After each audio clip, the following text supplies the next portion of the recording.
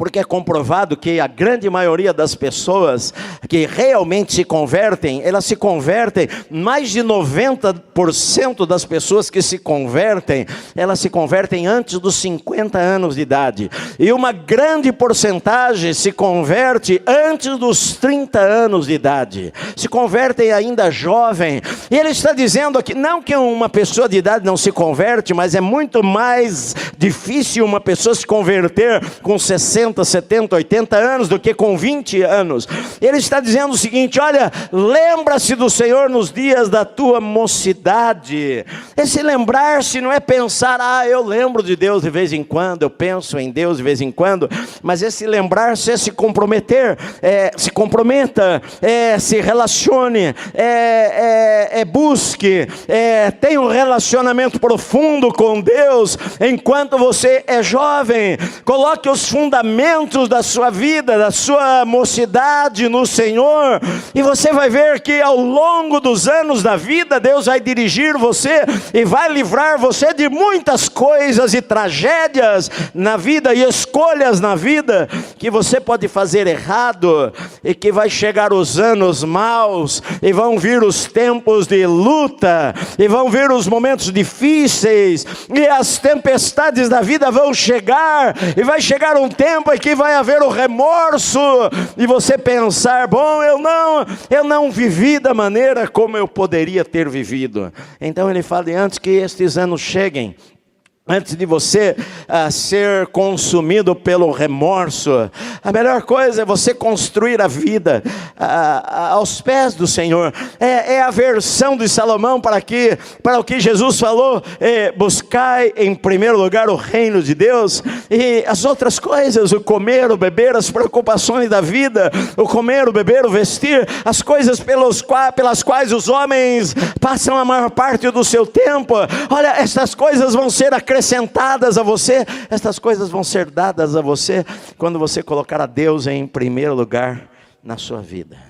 É óbvio que com o avanço da ciência, a nossa vida, nós conseguimos contornar uma série de coisas que ele fala aqui, porque você pode imaginar, 3.000 anos atrás, a pessoa perdia os seus dentes com facilidade, e os moedores iam embora, e a boca ficava murcha, fechava, e depois foi vindo a tecnologia. Eu quero falar para a moçada aí que tem 17 anos, 18 anos, eles descobriram há muitos anos atrás um equipamento muito moderno, importante, chamado dentadura, e que era muito interessante, porque você não precisava nem pegar a escova de dente para levar à boca, você tirava os dentes e escovava eles debaixo da torneira. E para dormir, você tirava os dentes da boca e colocava num copo d'água do lado do criado mudo na cama, e pela manhã você pegava, molhava assim um pouquinho, põe na boca e tomava água. Não, água não. Vocês não sabem disso, mas eu vi meu pai e minha mãe fazer isso daí. Você tinha uma cárie e tinha outra, e era simples, você ia no dentista, ele fazia a limpa geral e te dava aquele presente maravilhoso que era a dentadura. E todos tinham seus dentes. A gente acha engraçado, mas na época de Salomão, a pessoa perdia os dentes e ficava banguela. Ficava com a boca, como ele fala aqui, olha... cessar os teus moedores, por serem poucos, escurecerem os teus olhos nas janelas, os teus lábios com as portas da rua se fecharem, e perecer o apetite, já não come mais como você comia, não tem aquele apetite que você tinha, como Sara falou quando tinha 90 anos, e o anjo falou, você vai ficar grávida, ela falou com a sua cabeça, falou, isso é difícil, hein? Ali em casa não acontece mais nada na tenda. Antes que se rompa o fio de prata, ele está falando, uma pessoa rica, ela tinha a lamparina dela, de um milionário, era pendurada num fio de prata, e aquele objeto era de ouro, e ele falou, você pode ter o dinheiro que você tiver, mas um dia o fio de prata vai quebrar, o cálice de ouro vai quebrar, o cântaro no poço vai quebrar, a roda que gira e traz a água para cima vai quebrar, e o corpo vai voltar voltar ao pó, e o espírito vai voltar a Deus que o deu. Vaidade de vaidade, diz o pregador, tudo é vaidade. Se a tua vida se resumiu apenas às coisas desta terra, terminou, acabou. Você tinha planos, você tinha projetos, você tinha sonhos, você pensava em fazer, em construir. Nós estamos terminando o ano, você faz os seus projetos. Antigamente os projetos eram 10 anos, 5 anos. Hoje o mundo mudou tão rapidamente que você pode fazer um projeto para o ano que vem, porque daqui a 5 anos é outra vida, é outra tecnologia, é outro mundo, é outra coisa. E a ciência se multiplica e hoje os seus projetos são para um ano, 2 anos no máximo, mas de repente vai ser chamada a tua senha e de repente acabou tudo. Você não tem tempo para fazer nada. A vida estava tão boa. Eu sei que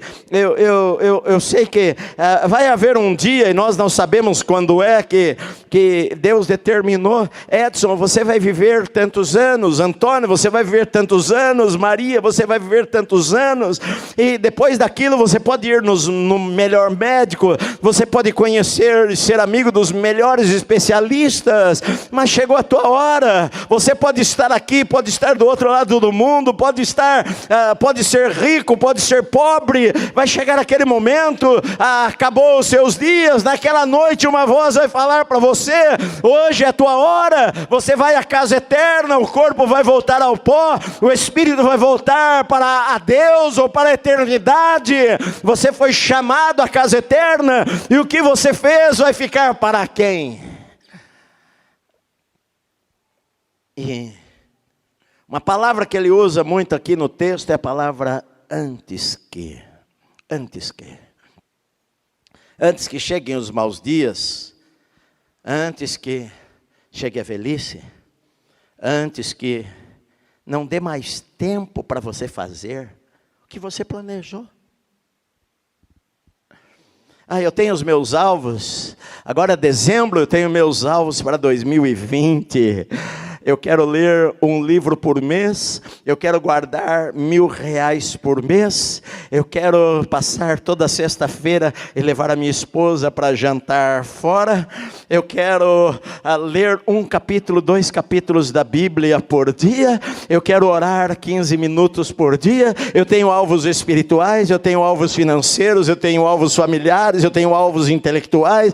Eu quero fazer tal curso, eu vou entrar na escola de inglês, eu vou fazer isto, eu vou fazer aquilo, eu tenho esse projeto, eu tenho aquele projeto, e é ótimo nós termos projetos, mas de repente tudo muda.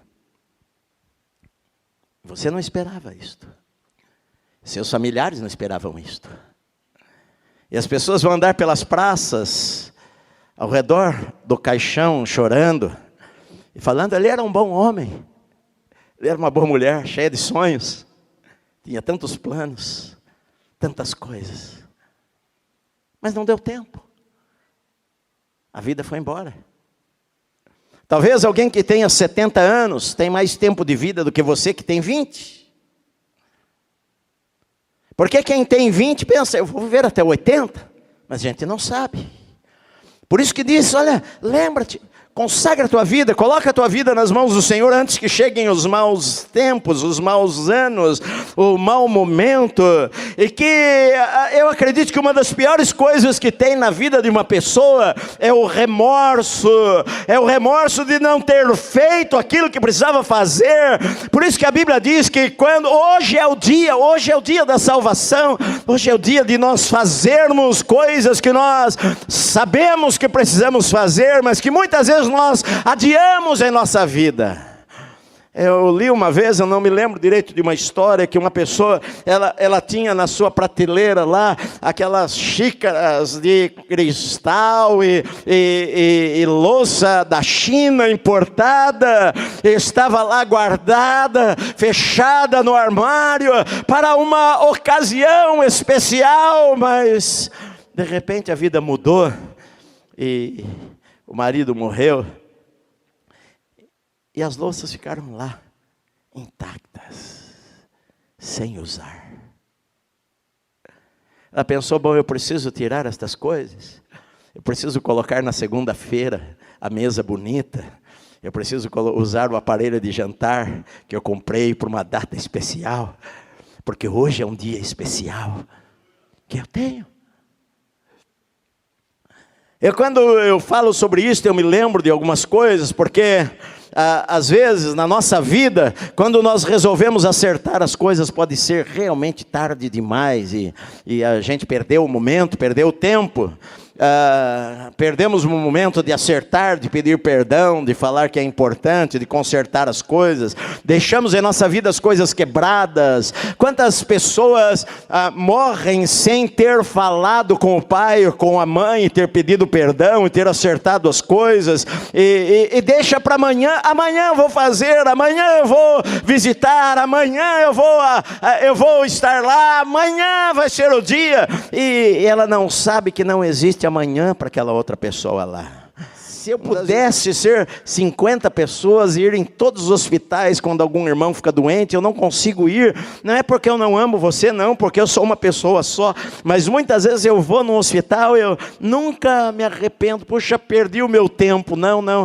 Eu sempre vou lá e oro por alguém. Às vezes eu vi muitas dessas pessoas saírem do hospital e voltarem para a igreja, e estarem na igreja há muitos anos. E outras eu não vi sair do hospital.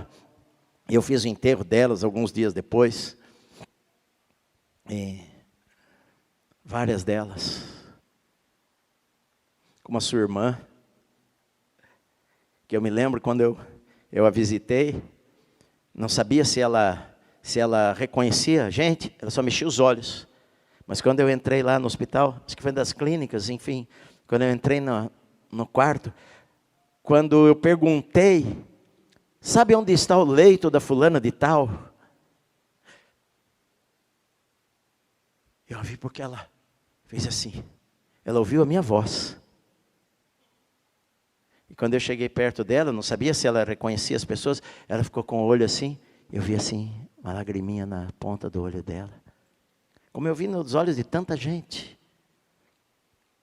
Nosso irmão Carlos, que poucas pessoas vão lembrar dele, frequentou um tempo a nossa igreja, e há uns 2 anos atrás, a filha dele me mandou uma mensagem, e eu conhecia desde que eu era pastor na Lapa, e falando, o meu pai está muito mal, está entre a vida e a morte, se o pastor tivesse a chance de vê-lo, já fazia uns 15 anos talvez que eu não ouvia, 10, 12 anos que eu não ouvia, ele não era mais da nossa igreja, mas eu estava chegando de viagem, mandei a mensagem, falei, não, eu vou visitá-la o mais rápido que eu puder. Cheguei no sábado, domingo, tinha os cultos, segunda-feira fui lá no hospital, e quando eu entrei no quarto, na enfermaria lá, estava um leito lá no cantinho, e coberto, e eu falei, seu Carlos, e ele virou assim o rosto, e começou a chorar, e falou, pastor, que bom te ver. Eu abracei ele ali, orei com ele. Foi a última vez que eu o vi nesta terra. Mas eu não pude ir, eu tinha outras prioridades na vida. A minha vida é pela urgência, pastor. Eu corro de um lado para o outro o tempo inteiro. Eu não tenho tempo para minha esposa, eu não tenho tempo para os meus filhos, eu não tenho tempo para o meu irmão, eu não tenho tempo nem para ir na igreja mais. Eu vou na igreja quando dá, pastor. Sabe, eu não tenho tempo de nada. A gente vive pela urgência, correndo de um lado para o outro em coisas que não são as mais importantes da vida. E a gente perde a nossa vida e perdemos a chance de estarmos com gente amada, querida.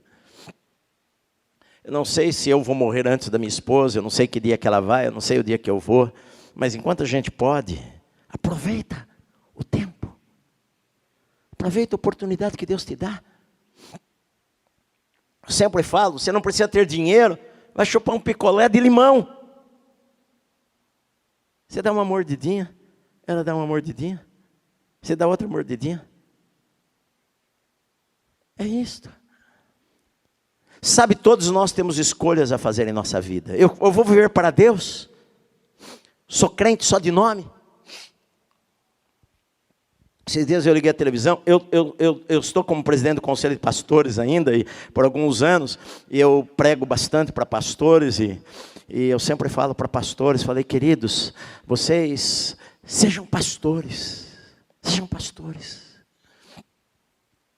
Se vocês tiverem algum envolvimento com qualquer outra coisa, sejam íntegros nas coisas que vocês fazem. Tem pastor que se envolve na política, e não é errado você estar envolvido com política. A igreja precisa ter envolvimento político. O político que vai governar a nossa vida pode ter princípios contrários aos nossos princípios. Mas eu sempre prego para os pastores. Na nossa igreja, nós nunca recebemos dinheiro de político. Nunca recebemos dinheiro para votar nesse, ou apoiar aquele, ou outra coisa. Nunca. Nunca ninguém deu uma cadeira para nós apoiarmos alguém para eleições ou coisa assim. Nunca, nunca. Uma vez, há muito tempo atrás, uma pessoa mencionou para alguém, eu ia dar umas cadeiras lá para a Bíblica, mas o pastor não quis. Porque não é este o método. Nós não votamos em alguém porque ele nos dá alguma coisa, nós votamos por convicção, na integridade da pessoa. Eu falo isso para os pastores sempre. Sabe por quê? Porque o mais importante não é como eu começo, o mais importante é como eu termino a minha vida. Eu comecei jejuando, amando a Deus, buscando a Deus, lendo a Bíblia, acordando de madrugada para orar, jejuando, buscando ao Senhor, e eu quero terminar mais crente do que como eu comecei. Não quero perder o meu coração ao longo do caminho. Esses dias eu vi na televisão, e comentei com a minha esposa, um pastor querido. Conversei com ele há uns 2 anos atrás, fui lá, não é em São Paulo, fui na igreja dele, conversei com ele, conversei no conselho de pastores da cidade, preguei lá para eles. E eu vi ele sendo algemado e colocado na traseira de um camburão por corrupção. Se envolver com coisa que não deveria se envolver. Eu fiquei triste. Por quê? Porque nós somos crentes em qualquer lugar. Seja médico, seja engenheiro, seja político, seja publicitário, seja pastor, seja pedreiro, seja funileiro, seja advogado, seja o que for. Antes de qualquer coisa, qualquer profissão que você possa exercer nesta terra, você é cristão, você é sal da terra, você é luz do mundo. Você falou, eu vou servir a Deus, eu vou amar ao Senhor, eu vou viver para Deus com todo o meu coração. E você deve terminar a tua vida mais crente do que quando você começou, amando mais a Deus do que quando você começou. Sabe, você deve, nós temos decisões em nossa vida sempre, meu amado. As decisões que você toma hoje, a direção que você toma hoje, vão ser os frutos que você vai colher daqui a 1 ano, 2 anos, 10 anos. O que você vai fazer com a tua vida? Algumas coisas só para nós terminarmos.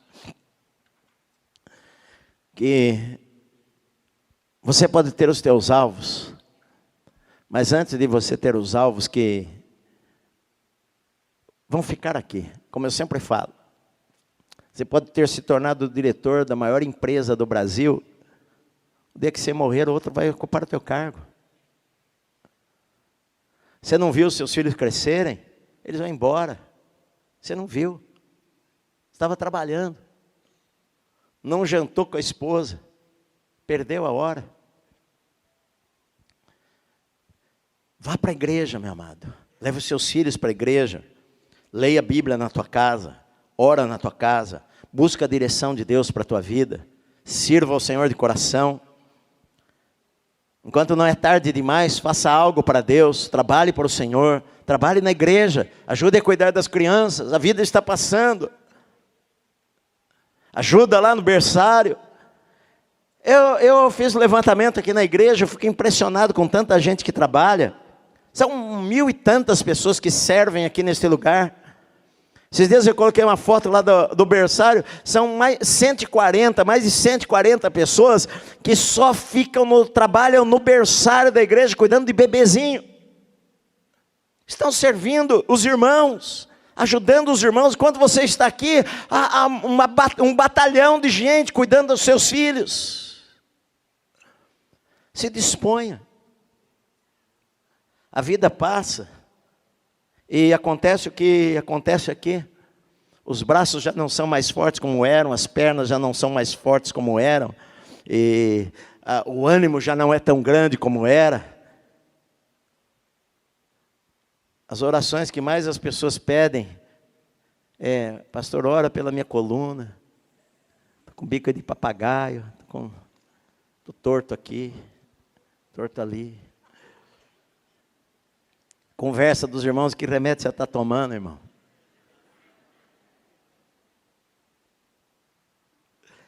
Enquanto não é tarde demais, faça algo para Deus. Sabe qual é a sua obra mais importante? É a próxima. Você está vivo, você tem chance. Tem coisas que não vão voltar mais, mas tem coisas que ainda eu posso fazer para Deus, meu amado. Tem coisas que eu ainda posso fazer para Deus.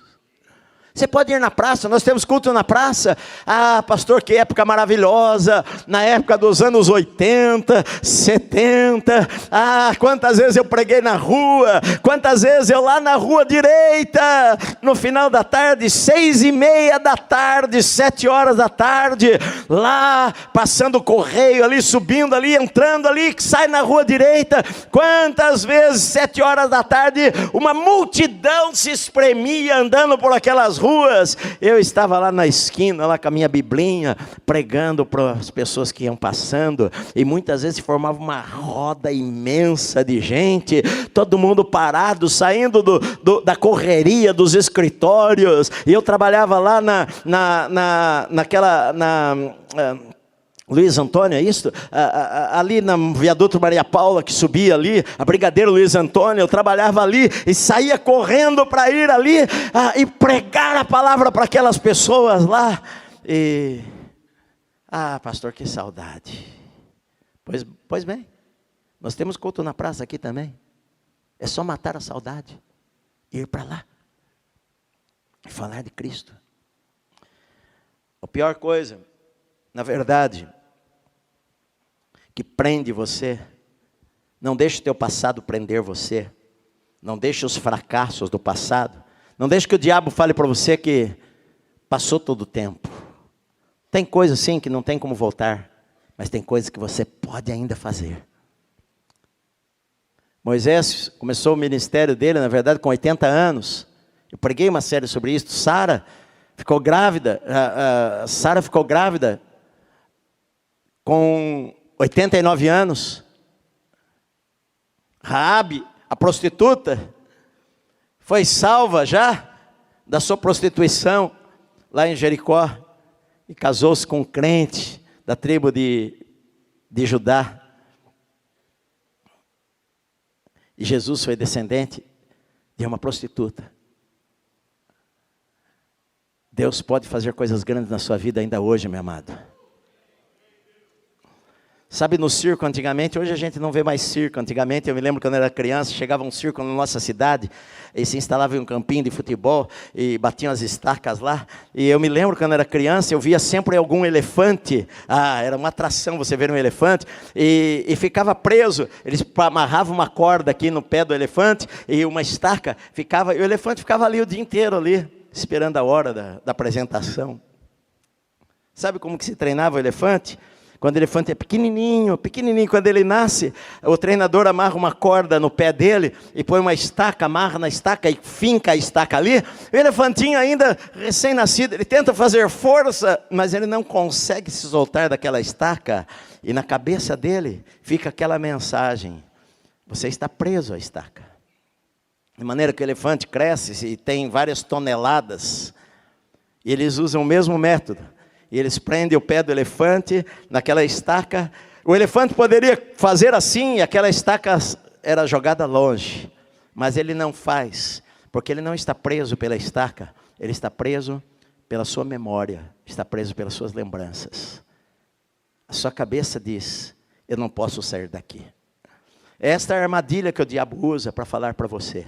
Você fracassou no passado, você errou na sua vida, você cometeu algo grave, a sua vida hoje está uma bagunça, você perdeu a sua família, você perdeu os seus sonhos, você perdeu os seus projetos, está terminando o ano, foi o péssimo ano, foi o pior ano da sua vida, e o diabo fala para você, você está preso, e você não tem como voar, você não tem mais como sair desta situação. Eu quero dizer para você que o diabo é mentiroso, ele é o pai da mentira, e você tem forças em Deus para começar de novo e ser feliz novamente, meu amado. Depende de você. Para que no final da vida você não diga, vaidade de vaidades, a vida é vazia, não valeu a pena. Posso falar para você, meu querido, que todos os anos, desde os 15 anos de idade, minha vida passou na igreja. De vez em quando parece que eu até acordo, falo, nossa, cadê? A vida passou. É verdade, eu passei a minha vida na igreja. De vez em quando eu vejo alguém, algum amigo, de repente o Facebook nos apresenta um amigo nosso de 35 anos, de 40 anos atrás, que eu não via. E na minha cabeça a imagem dele é muito fresca, do rosto dele. De repente eu vejo, onde eu estive todos esses anos? É uma outra pessoa. Na verdade, queridos, nós temos escolhas a fazer. Escolha servir a Deus com todo o teu coração. Você que não tem mais 20 anos, 30 anos, 40 anos, 50 anos, 60 anos, não pensa o seguinte, agora eu estou me aposentando de Deus. Não, ninguém se aposenta de Deus. Deus tem coisas para você fazer.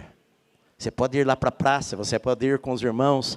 Talvez você não tenha mais aquela força para correr uma maratona, mas você pode correr os 3 quilômetros ainda, né? Que nem os irmãos hoje foram uma turma lá na corrida, lá no Arujá. Não dá para correr 30 quilômetros, não dá para fazer uma maratona de 42, mas dá para mim correr 3. Eu vou voltar a correr 13, depois dos 3 eu vou passar para 5, eu vou passar para 10, e o Senhor vai renovando as suas forças. Os que esperam no Senhor renovarão as suas forças, subirão e não se cansarão, caminharão, não vão se abater, eles vão subir como águias, meu amado, e na velhice ainda vão dar frutos para a glória de Deus.